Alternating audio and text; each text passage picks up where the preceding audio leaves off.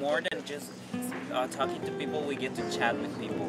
Absolutely. They can compare their home to here and what they've been, all the places they have been to.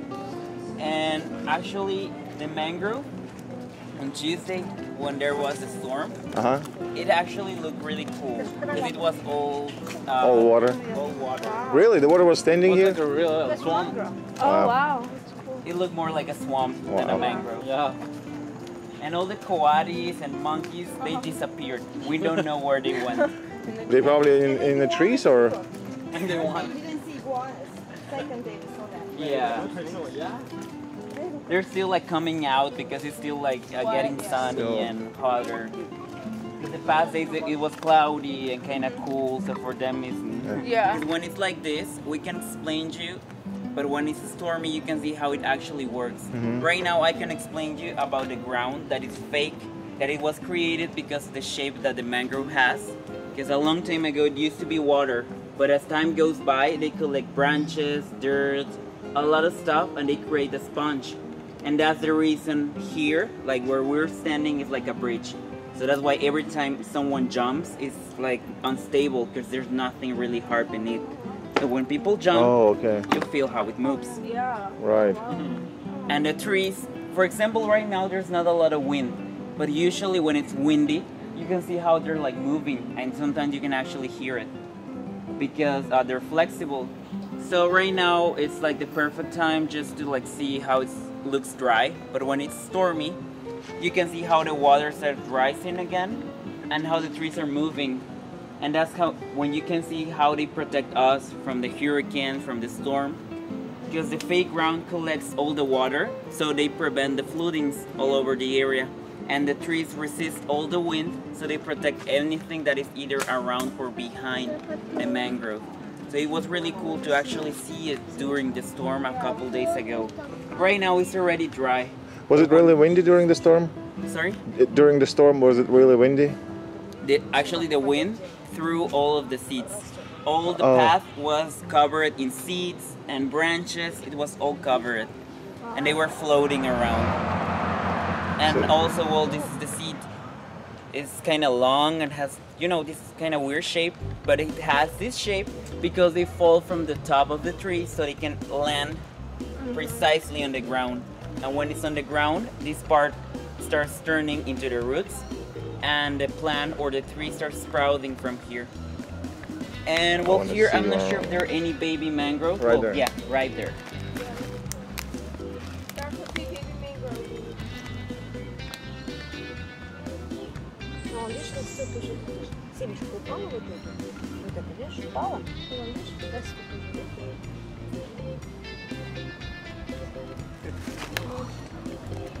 And I'm not sure if you heard that before, like the first touristic place here was Cancun. And well, all the resorts are, it used to be a mangrove all over the shore. But people didn't know how important the mangroves were, so they started cutting all the mangrove in order to, you know, build huge hotels and stuff like that.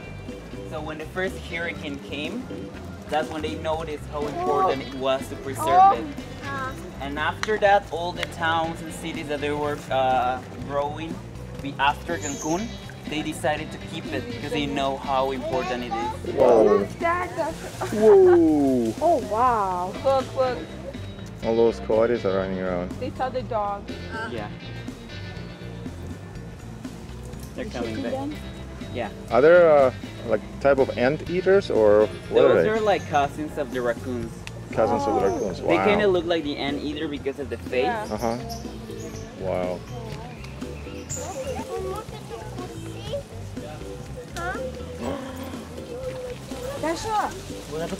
Thank you. Wow. They're fighting.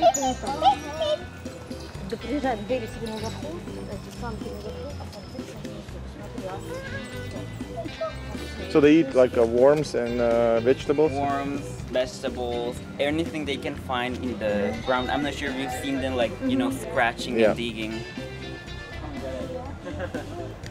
There's the mangrove tree. So and mangrove makes the roots, right? That dropped in the water? Yeah, so those are the roots. it's fun because you can see how tall they can go from the wood to Right. the ground. Yeah. Манго. And some of them are right from the Yeah. top, literally. And that's how it spreads too, right? Wow. Do you know how deep the roots are in the ground? Давай манго Well, посадим, like давай. not really, but that's the cool part because you can see the difference from here where we start. That's the dry area where it's all round. But when we go to the romantic boat trip entrance, that's when you can see how deep it is. Okay.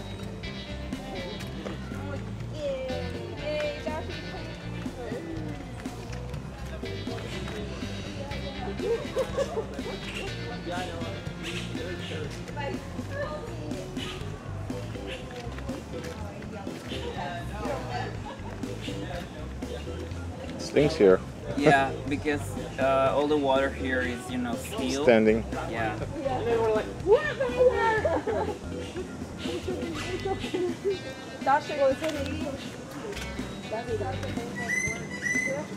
What we liked about this resort is we went to Iberostar. It was Paraiso Beach.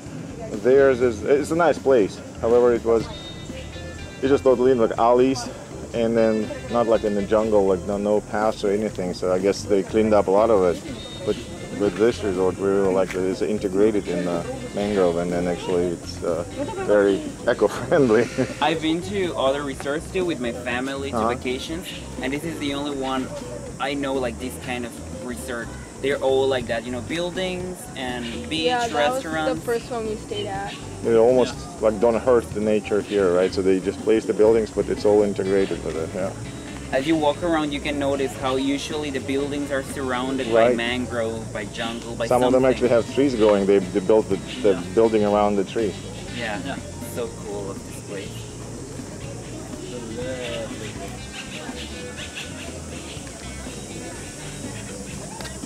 And here we have a small temple. It was built at the same time as the resort. And what we show you here every day is a different offering for different elements of the Mayan culture. Every day is different. And how many elements are there? 7? There's 7 days. Well, there are more. Okay. Like if you study the Mayan culture, there's more. But we pick like 7 main for here for every day of the week. Monday, earth. Tuesday, wind. Wednesday, corn. Stuff like that. They were like the main elements and the main gods of the Mayan culture that were related to those ones. Also, the shows that we have here, we invite you to see them. I'm pretty sure you know about them. Tuesday is on the beach. Thursday on Cenote, that was yesterday. We saw and it, beautiful. Tomorrow is gonna be on the Sun Square, Yeah. close to the archaeological site. That's the fire show. That's one of the coolest. Yeah, Yeah. we loved that one. We loved it last year. Yeah. Yeah, the mesa tomorrow. Yeah, absolutely. And I'm also sure you know that they told you about the people on the white sands there, the people that send handcraft on the morning. They come from the Mayan villages around the city. It's really cool of the resort because they have the agreement to let them be here. They don't have to pay rent or anything, and whatever they sell is for them. We don't get any profit from it. And people from all over the world, all over the country, they have the experience to talk with them. Absolutely. Exchange experience, because for them it's hard to sell it in their towns. Right. That's why they have to come here. Yeah. That's a very nice for thing to do. Caracol to do this, they save a lot of money and they have a really nice relationship with people from the country and people from the world. So for them, it's a really nice stuff to do. So those people in the villages, what do they live by? What do they make? I mean, they just make crafts and then try to sell them. What's because otherwise there's nothing right in them. Yeah, it's something that people in the country have been working for or trying to fight for. Because, for example, my grandma, she knows how to make those white dresses, Yeah. like the Yeah, I square have ones one. with Yes. flowers.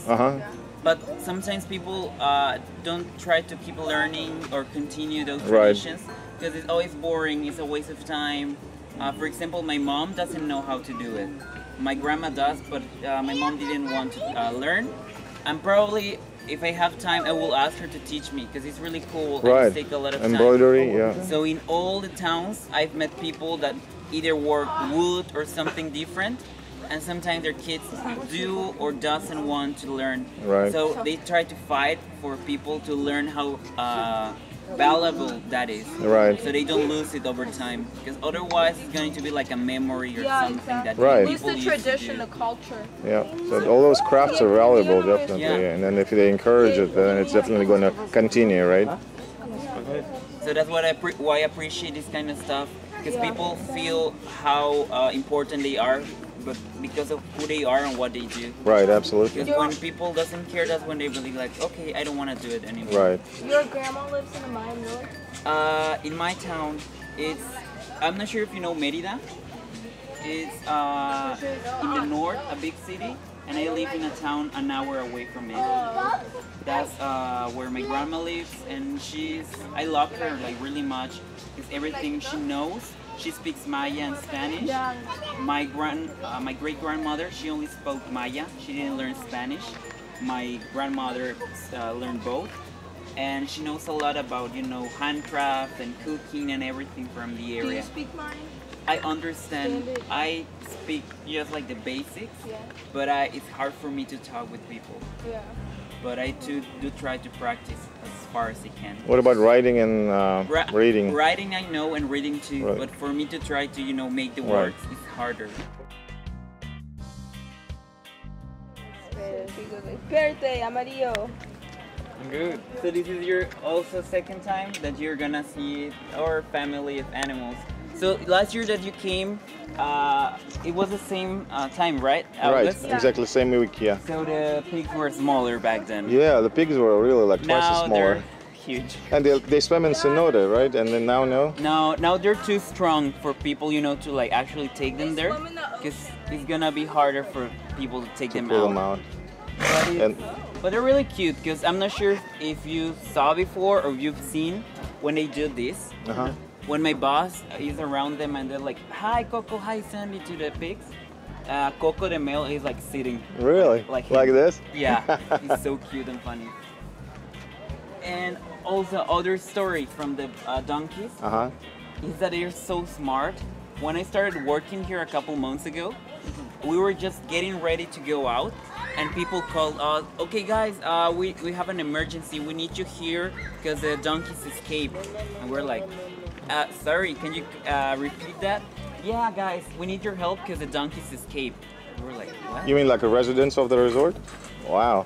So we were just going out and we changed and came back here running, and they were eating there around the smoking area. Uh-huh. And they were like, "Oh, how did they get out?" They actually noticed one of the fences was hanging low, and they leave it like that until it was 5:30. That's the time when we leave. Wow. And they waited. They saw no one around, and they pushed it and went out. Wow. Smart, yeah. And when they saw us, they started running to the tennis court because they didn't want to come back. So we have to be like, whoa, whoa, whoa. So you chased all the donkeys. All the donkeys back here. But they actually waited until we were gone. That's Yeah, amazing well that makes thing. sense, yeah. Dash, come here, let's do donkey selfie.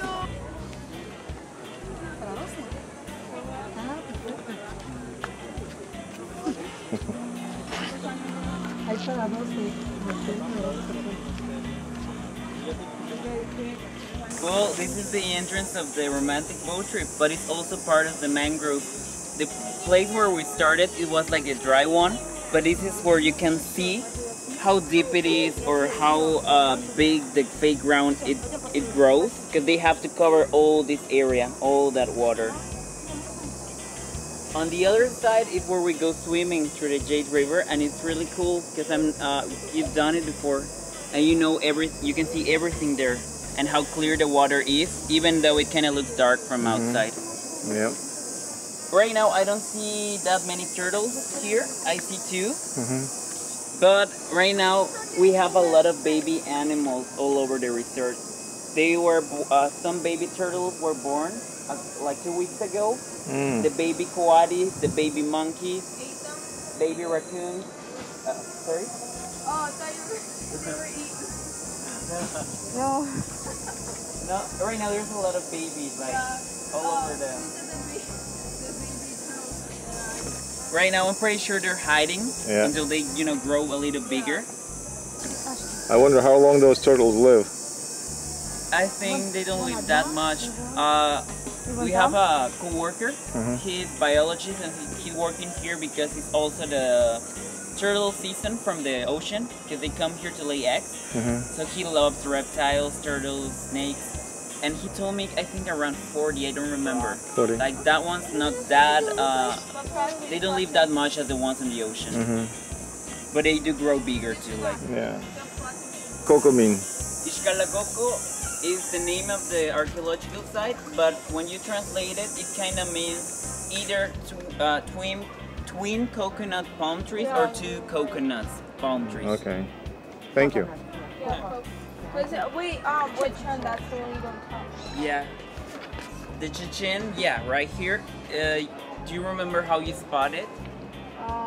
No. There's the brother. The right? brother. Yeah. They're always growing close to each other. Yeah. But for example, if you forget which one is which one, you can notice that the Chechen or the bad one is the one that looks like a fish scales and has black spots all over the place. So this one is the good one, right? That's the bad No, one. this that's- one's bad. That's the one, if you touch, you're gonna get the rash. So that's the one you have to avoid.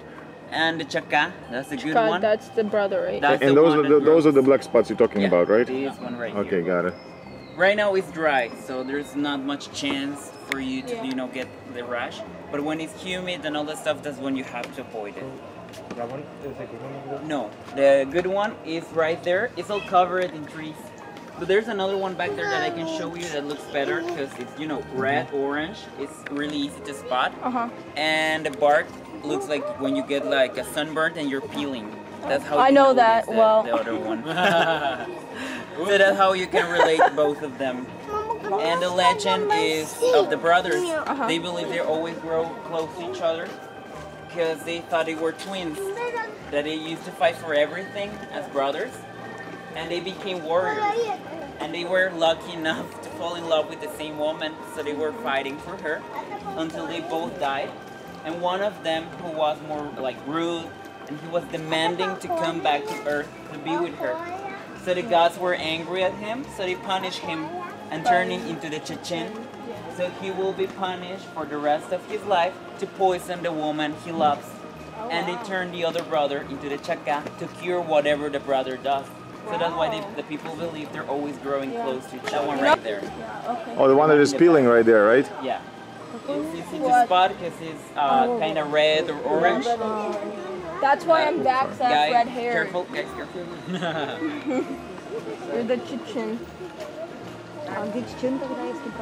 So it's Chechen. Where is the brother? The bed brother. Where is the bed brother? It's right there. Right there behind the broken tree. Yeah. Oh, okay, I see I it. was right. See, I spotted you. Yeah, the black spots and the fish kills and the Chaca right there. So they most of the time they grow close to each other. Yeah. Sometimes you will find a Chechen or a Chaca alone, but most of the time they're like growing close to each other or next to each other. Cause so if you do touch that and get a rash, you take that one. You take and the then, bark, you yeah, take and then you go. all of it, and you put it in your skin. Yeah. It's not gonna cure it, you know, like right Yeah. away, but it's gonna help with the pain. And then what kind of are those trees that are the same family or completely No, they're different? different because the Chechen is like acid, and the Chaca is more like basic, so Okay. they can work against Neutralize it, right? Okay. And then they have the gum tree. The I gum remember tree. That. Yeah, there was gum last time. Before I jump into the gum tree, I want to show you this broken tree because I'm sure you've seen the monkeys, and this tree was broken by the monkeys. Really? They were chasing each other here. I was actually doing the eco tour, and they were like "Dah, dah, dah," until they broke it. Wow. Like they're so strong. They look, you know, like Yeah. small and skinny. But when they get angry, I got scared that day. Wow. So this tree was broken by them. Wow. So that's the piece of the bed tree, right? Yeah. But now it's not poisonous? Now it's dead, so it doesn't do anything. Okay. Wow. And yeah, the bubblegum tree is that one next to it. The bubblegum tree is really cool because from outside it's a really hard wood. But the curious thing or the treasure is the sap inside. Because people a long time ago used to make axes to collect the sap and boil it to make the balls. But they also use it to chew. and it was something people knew here, and it was something really normal. They didn't sell it or anything because people used to do it here until one president of the country, you know, traveling through Mexico, discovered it and started carrying some of the gum with him, and that was it until the war between US and Mexico, because he was a soldier, so he went to fight in Texas, and he was caught and he was in prison, but he was always chewing the gum, and people were like, what are you doing? What do you have in your mouth? They were like, oh, what are you doing? So he shared the story of the bubble gum, and one of the soldiers, his name was Adams, had the idea of maybe adding sugar or something and sell it. And that's when people started coming here to this area of the country, because before that it used to be just jungle. No one was living here. And they started creating towns, cities, just to collect it and send it to the US for money. And if you know, it's a green industry because they didn't have to kill the tree. Just collect the sap, send it, and then leave the tree to rest for a year. There is actually a town that's nearby the city where I study, my college, that is called like the Fancy Girl in Spanish. But what does it sound in Spanish? La Presumida. Okay, thank you. So it's they put that name to the town because it used to be a bubblegum camp. There was a lot of people there working, but the daughter of the boss, she used to be like fancy and all that stuff, and she was the one, you know, giving food for people and all that stuff. And eventually they called the town La Presumida, or the Fancy Girl, because of her. And that's the story related to this. A lot of towns were created because there were people sending the gum to the US for money. And right now, I'm not sure if you ever tried the natural one. Yeah, we did last year. I think last time they gave us a little piece, yeah. Yeah. So far, I don't know where they get it because I haven't. You mean it was the chewed one, the one they gave us? I tried to. I tried to when I started, and it's really cool because it vanish in your mouth after a while. Yeah, it's not like the ones you put under your Yeah. desk. But yeah, right now there's a small kind of family. Their brand name is Chixa, and they keep doing the natural gum. Not a lot of people do it because, you know, it's cheaper and faster to do it with the plastic and the oil. But still, if people have the chance to try the natural one, it's really cool because even though it has no sugar, it's sweet. Right. And it doesn't hurt you or anything when you eat it. It's natural, right?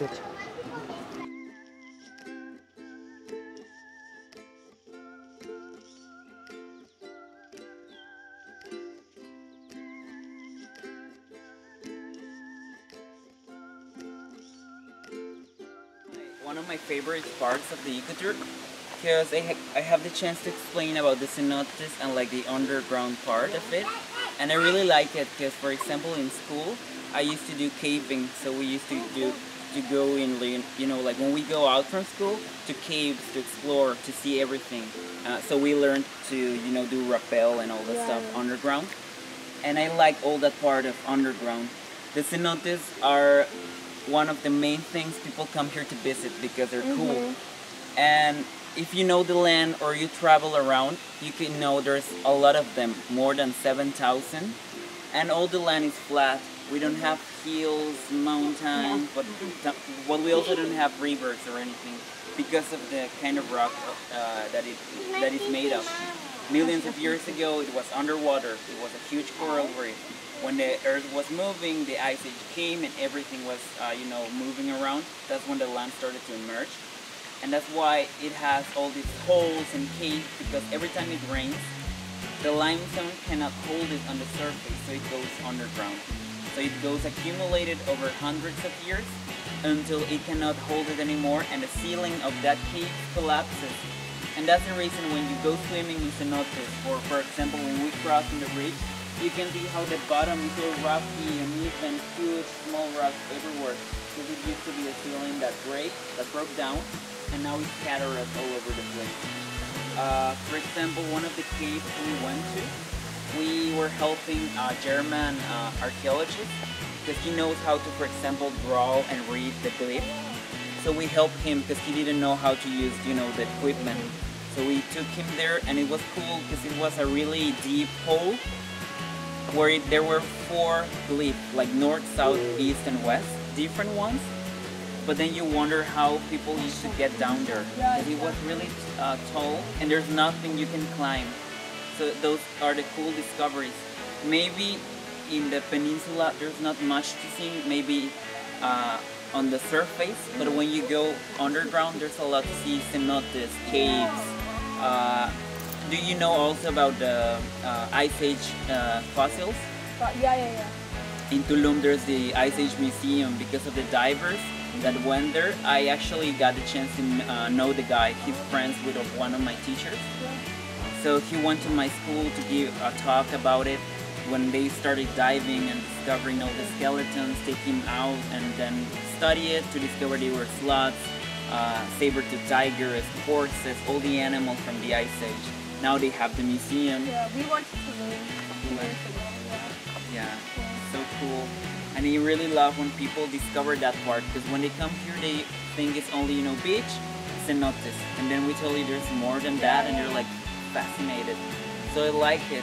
And then when we go around the crack, that's when we show people how it is made of. You know, all the walls that are like full of holes and lines because they were cut by the water. Yeah. Because the water is always making new Can we still go cenotes. down there? Yeah. Oh, okay, cool. 2 days ago we couldn't because Yeah, it was, you know, so full of water. Yeah. But What? right now it's George, do you know what is this massive tree? yeah, it's the ceiba. It's Ceiba. The same one you can At find the back there. ruin, right? Yeah, the Yeah, huge wow. one, but it is growing sideways. Oh, okay, interesting. Не, давай мы зашли здесь пойдем. Потому что посидели там.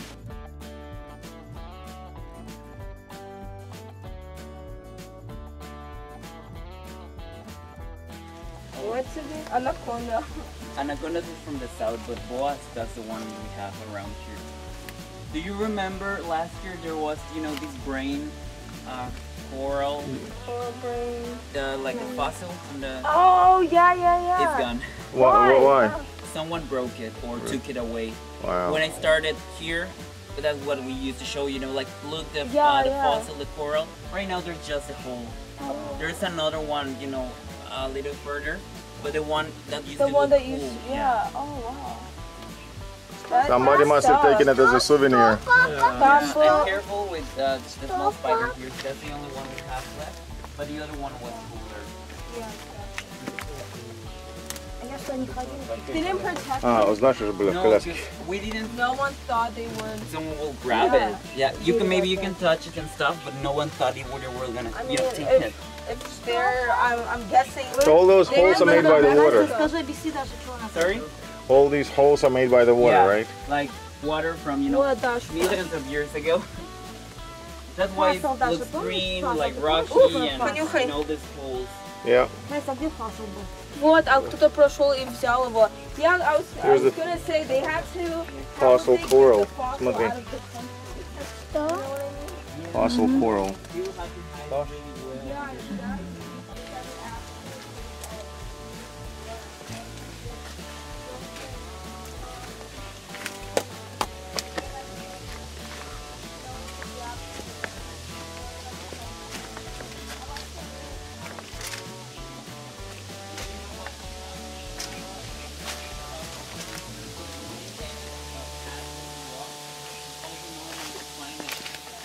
People don't like it, so they cover it to build. Bees that are local, those are ones that you can only find in this area. They don't live anywhere, and they're different from the regular bees for many reasons.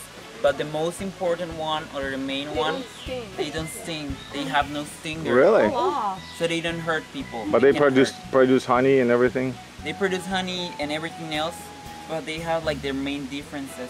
What they do to scare people is that when they feel threatened, they fly and they get into your hair. Oh, So you okay. feel like, oh, you know, like get away, and that's when you walk. Right. But they don't hurt, they don't bite, sting, anything. Dasha, не did you hear кусаются, that? слышала? Поняла? And actually, they look slightly different. They're not as like hairy, right? Like, They don't make any noise, you know, regular bees are like, yeah. you can hear them, and they're smaller and black, so they actually So they're look right more like here, right? flies. Oh, okay. Let me see. And that's how you look for them, for this kind of shape. They have this shape of a pipe, Yeah. That's how they so they know their small. nest. Oh, so those though, they're smaller, much smaller than the regular ones. And their hives, they're made inside of hollow trunks or living trees. They don't make the regular hives hanging from trees. But they do produce honey, right? They produce honey, but their honey is more expensive because it's kind of related, you know, to seasons here. It's always hot and sunny. So maybe because we don't have winter, they only make honey a couple times a year. Oh, okay. So the small amount of honey they make is kind of expensive to get because it's really small cups of honey. And they also can be, I mean, only can be in the wild, not in beehives. They can be both. In the wild, you can find it like this, or like in a regular tree with the pipeline coming out. Yes. But if you want to like work with them, people, what they do is like squares, and they put the bee, the queen bee, and some workers there, and they started making the hive inside. Around it. And because it's, you know, like symmetric, when they open the box, it's really easy for people to collect the honey. That's how people work with them. Interesting. And they're friendly because unless they feel threatened, they like to, you know, walk around you and then they leave. I'm living here. I know everything cenotes and stuff because I grew up here. I study it. And then for me to go outside, it was amazing. And something I also learned from that is that I knew these deers are from the area. For example, my uncle used to hunt. They used to go out by night to hunt the deers and then, you know, cook it and stuff. But I had no idea the same deers we have here, they have it in the US and Canada. I had no idea. And huge iguanas, look at those. The rest of the animals we have, they were either, you know, rescues or donated, like the dogs, you know, from the mini farm. And even though the deers here, they're from the area and they usually live in the jungle, the ones we have here, they were brought here because they were living in Cancun, but in a hunting ground. Okay. People were breeding them so people could come and hunt. Okay. So, you know, people from the resort say like, okay, we're gonna buy it from you. And they brought them here and they started breeding them here. They never adapted to be outside. That's the reason they're, you know, like in a cage. But they're usually natural to the area. And now we're breeding them. And they just live here. We don't sell them, we don't cook them, we nothing. They just live a normal life. Very nice. The cenote, as I explained you before, you know how it's made of.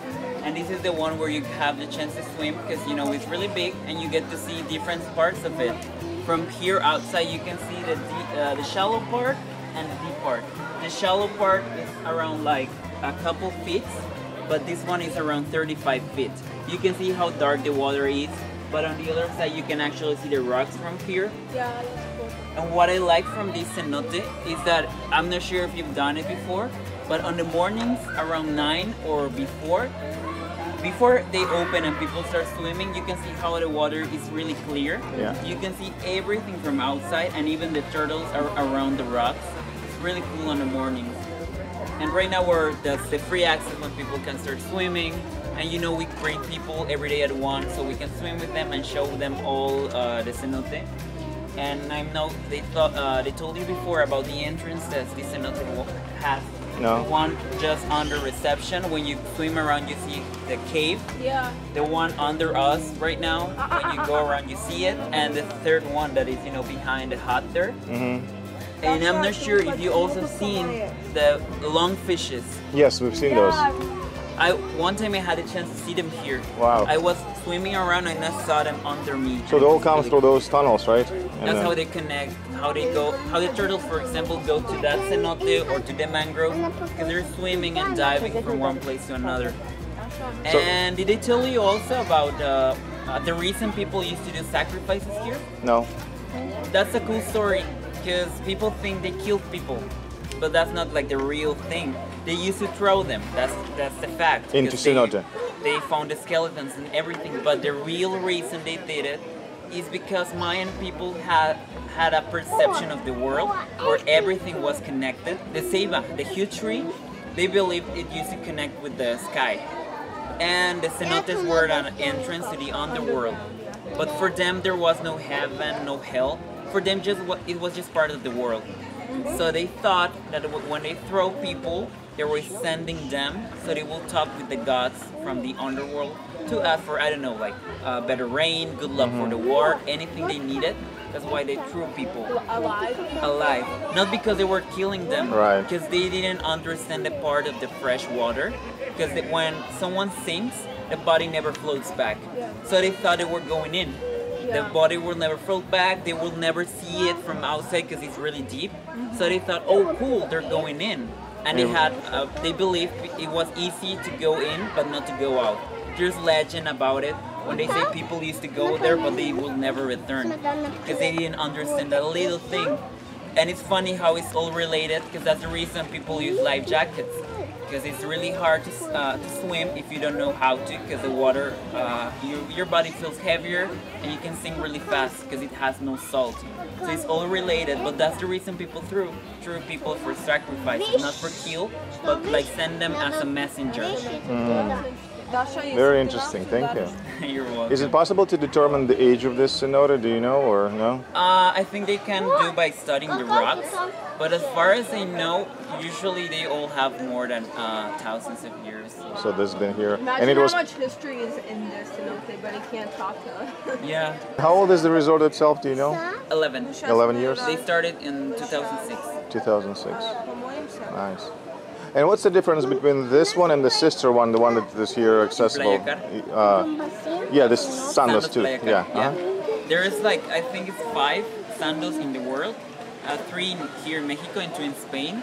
And there's only 2 that are eco resorts. This one is Caracol and the other one is in Spain. I don't remember the name of that one, but it kind of want to integrate, nature and everything for the guest.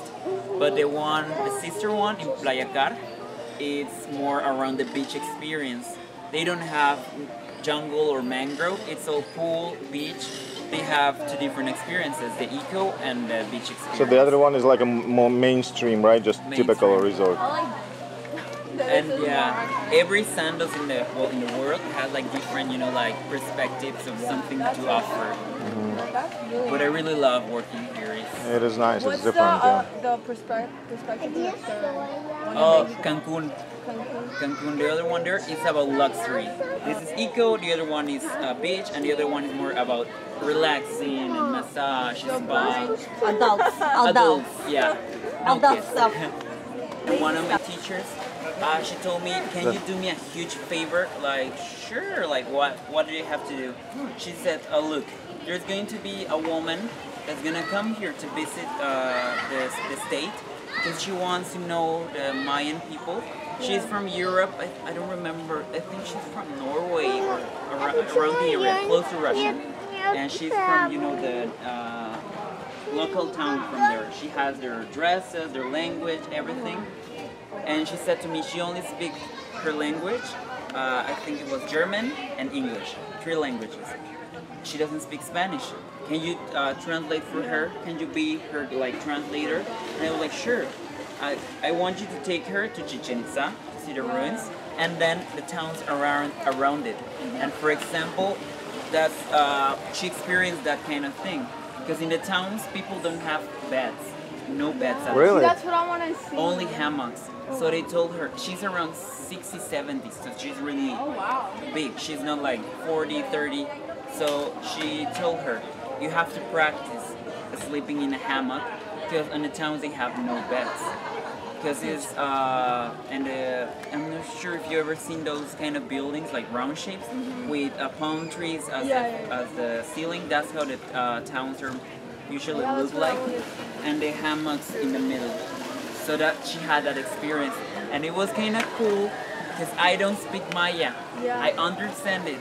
And for example, the family we stood with, only the boys spoke Spanish. The girls didn't speak Spanish at all. And I was translating. Like, they spoke Maya to me, English to her, and Spanish to them. And I was like, but it was really cool for me. Because if I didn't understand Maya, I have no idea what I could have done. They have hammocks like a queen size, king size, right? So they sleep a few people in this hammock? Yeah. Really? Like, for example, there's like the kid size and the big one, like just those sizes. Wow. Because for her, it will be a regular one, it will be really big for her. Right. So they have a small and big. And that's Wow. it.